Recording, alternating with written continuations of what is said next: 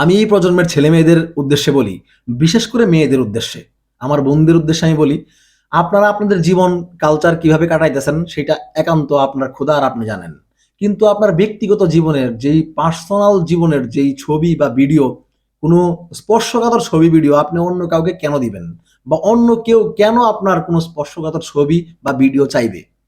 সে আপনার বন্ধু হোক, সে আপনার যা ইচ্ছা তা হোক, কেন সে চাইবে? একটা সময় তার সাথে আপনার সম্পর্ক থাকতে নাই পারে। তখন তখন তো আপনি তার কাছে পুরা দমে ধরা। সে আপনাকে বিভিন্নভাবে ট্র্যাপে ফেলার চেষ্টা করবে, ট্র্যাপে ফেলবে। তখন আপনার পারিবারিক জীবন, সাংসারিক জীবন, সামাজিক জীবন সমস্ত কিছু আপনার ধ্বংস হবে এবং আপনি নিজেও ধ্বংস হয়ে যাবেন। এই তথ্য প্রযুক্তির এই যুগ যতটা সুবিধার, ঠিক ততটা কিন্তু অসুবিধার। এর সুবিধাগুলো নেন, অসুবিধাগুলো থেকে একদম এড়ায় যান। আপনার ব্যক্তিগত জীবন আলাদা করেন। এই ব্যক্তিগত প্রাইভেসির জায়গা কিন্তু এই যুগে অনেক গুরুত্বপূর্ণ জিনিস। আপনি অন্য কারোর সাথে সেটা এক্সপোজ করবেন না, দয়া করে।